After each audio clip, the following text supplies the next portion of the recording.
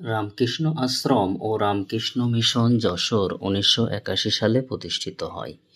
এটি রামকৃষ্ণ আশ্রম বারানগর, কলকাতা এর একটি শাখা কেন্দ্র হিসাবে 1981 সালে যাত্রা শুরু করে।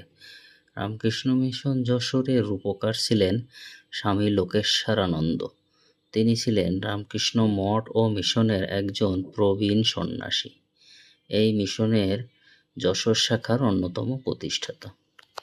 1987 সালের 1 মে স্বামী বিবেকানন্দ রামকৃষ্ণ মঠ ও মিশনের প্রতিষ্ঠা করেন। এই মিশনের মূল লক্ষ্য হল জীব সেবাই ঈশ্বর দর্শন। এই মিশনের আদর্শ ও শিক্ষা যশোর সহ সারা বিশ্বে ছড়িয়ে দিতে স্বামী লোকেশ্বরানন্দ গুরুত্বপূর্ণ ভূমিকা পালন করেন। রামকৃষ্ণ আশ্রম ও মিশনের বর্তমান অধ্যক্ষ হলেন স্বামী জ্ঞানপ্রকাশানন্দ।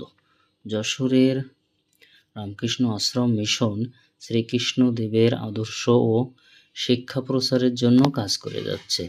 এটি একটি গুরুত্বপূর্ণ আধ্যাত্মিক সেবামূলক কেন্দ্র যা স্থানীয় জনগণের বিভিন্ন কার্যক্রম পরিচালনা করে।